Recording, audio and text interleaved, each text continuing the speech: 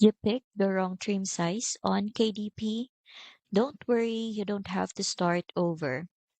In this quick tutorial, I'll show you exactly how to switch your trim size without deleting your setup or creating a new project. First, go to your KDP bookshelf and hover over the three dots next to your draft and choose Edit Paperback Content.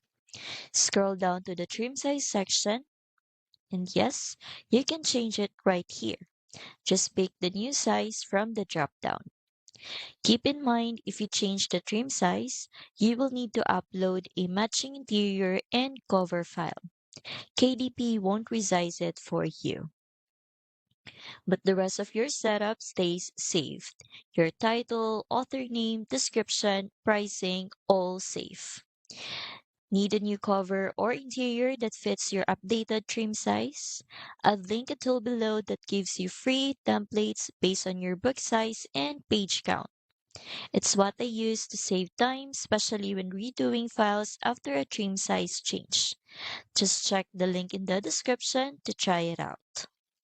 The tool I'm referring to is called BookBolt. It is an all-in-one platform for designing your covers and interiors, finding good keywords, and researching profitable niches. They even offer a 3-day free trial with no credit card needed, so you can test everything out first. The research tools are especially helpful. You can see what types of books are actually selling, get keyword ideas, and find underserved niches, which makes your book way more likely to stand out. And inside a BookBolt Studio, you will get drag and drop design tools, pre-made interiors, and tons of fonts and graphics. Everything is royalty free and made for publishing. And if you're planning to make puzzle books like word searches or mazes, this part is super underrated. You can literally generate puzzle pages in one click and customize everything.